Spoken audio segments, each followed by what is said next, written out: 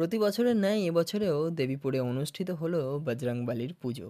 বিগত 10 বছর ধরে এই পূজা হয়ে আসছে দেবীপুর কালীতলা সংলগ্ন এলাকায়। তাই প্রত্যেক বছরের মতো এবছরেও আমি পৌঁছে গিয়েছিলাম এই বজরংবলীর দর্শন করার জন্য। সকাল থেকেই বড় ধুমধাম করে হোমযজ্ঞ করা হয়। অনেক দূর দূর থেকে ভক্তদের আগমন হয়ে থাকে, তবে লোকাল মানুষের যাতায়াত একটু বেশি।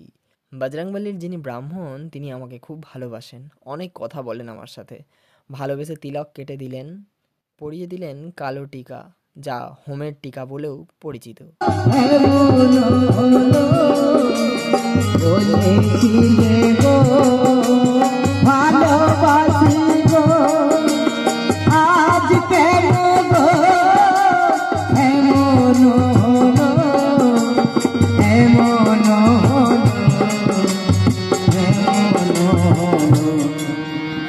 বজরংবলীর মন্দিরের গায়েই হয় বাউল। এই বাউল গান দেখতে বিশেষ মানুষের ভিড় হয় না, কারণ অধিকাংশ মানুষ মদ খেয়ে উল্টোপাল্টা গান করে। তবে এবছরে গিয়ে দেখলাম যে গানটা যে ধরেছে ভালোই ধরেছে। 2 মিনিট দাঁড়িয়ে গানটা শোনার পর দেখলাম পাশেই বসেছে বিশাল বড় মেলা। বিশাল বড় মেলা বলতে ফাঁকা মাঠ জুড়ে বসেছে এই মেলা।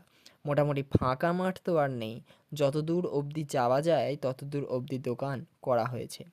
তার মধ্যে বিশেষ উল্লেখযোগ্য খাবারের দোকান রয়েছে তো বটেই, তবে তার মধ্যে কিন্তু বাচ্চাদের খেলনার জিনিস এবং আইসক্রিমের দোকান প্রচুর। যদিও এটা শীতকাল, কিন্তু তার সত্ত্বেও মানুষের ভিড় এবং আইসক্রিমের দোকানের ভিড় বেশ ভালোই।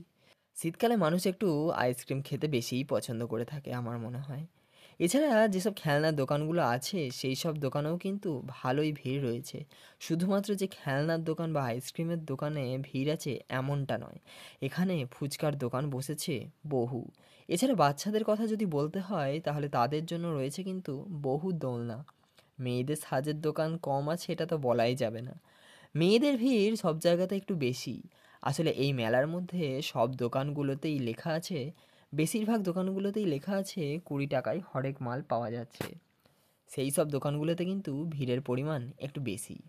মানুষ যত বড়লোকই হয়ে যাক না কেন, সস্তার জিনিস পেলে হাত ছাড়া কখনোই করবে না। গোটা মাঠ জুড়ে মেলার দোকানগুলো রয়েছে, বেশ ভালো লাগছে ঝিকিমিকি লাইট দিয়ে সাজিয়ে। লোকাল মানুষের ভিড় যেহেতু বেশি আছে তাই দোকানগুলোতে কিন্তু ভালো রকম ভিড় রয়েছে। অনেক বাইরের মানুষ কিন্তু তাদের আত্মীয়ের বাড়ি আসে এই বজরংবলীর পুজোর সময়। মেলার দোকানগুলো তারা অনেক আগে থেকেই কিন্তু করতে লাগে বছরের একটা দিন বসবে বলে। তবে সকালবেলার দিকে মেলায় এবং রাত্রেবেলার দিকের মেলার মধ্যে আকাশ পাতাল তফাৎ। রাত্রে লাইটের মধ্যে দেখতে একটু বেশিই ভালো লাগে প্রত্যেকটা জিনিস, এবং সকালবেলার দিকেও ভালো লাগে, তবে অতটা নয়। সকালবেলার দিকে কিন্তু ফাস্টফুডের দোকান বসেছে অনেক। সকালবেলার দিকেও মানুষ কিন্তু পরিষ্কার পরিচ্ছন্ন রাখছে তাদের দোকান, যাতে রাত্রেবেলা বিক্রি বাটার জন্য তাদের আর পরিষ্কার করতে না হয়। পূজাটা শুরু হয়েছিল অনেক সকাল থেকেই, কারণ হোমযজ্ঞ করা হবে বলে অনেক জোরে জোরে স্পিকারে মন্ত্রপাঠ উচ্চারিত হচ্ছিল বামুন ঠাকুরের দ্বারা। এখন শুনতে থাকো সেই পুজোর কিছু সুন্দর মন্ত্রপাঠ।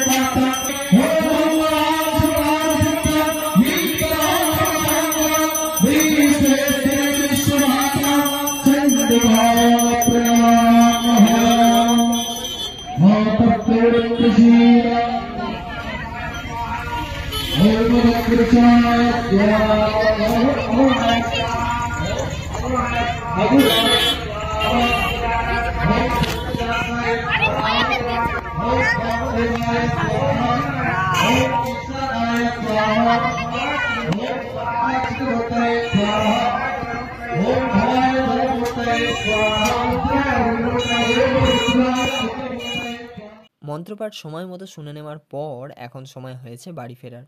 সাইকেল নিয়ে গিয়েছিলাম, সাইকেল নিয়ে ফিরে এসেছি, সাথে সুন্দর কয়েকটা মেমোরি তৈরি করে। যাই হোক বন্ধুরা, আসছে বছর আবার হবে, বজরংবলীর পুজোতে আবার যেন যেতে পারি, এই আশা রেখে বেরিয়ে পড়লাম বাড়ি যাওয়ার উদ্দেশ্যে। ততক্ষণ তোমরা ভালো থাকো, সুস্থ থাকো, দেখা হচ্ছে পরের ভিডিও। আজকের জন্য বাই।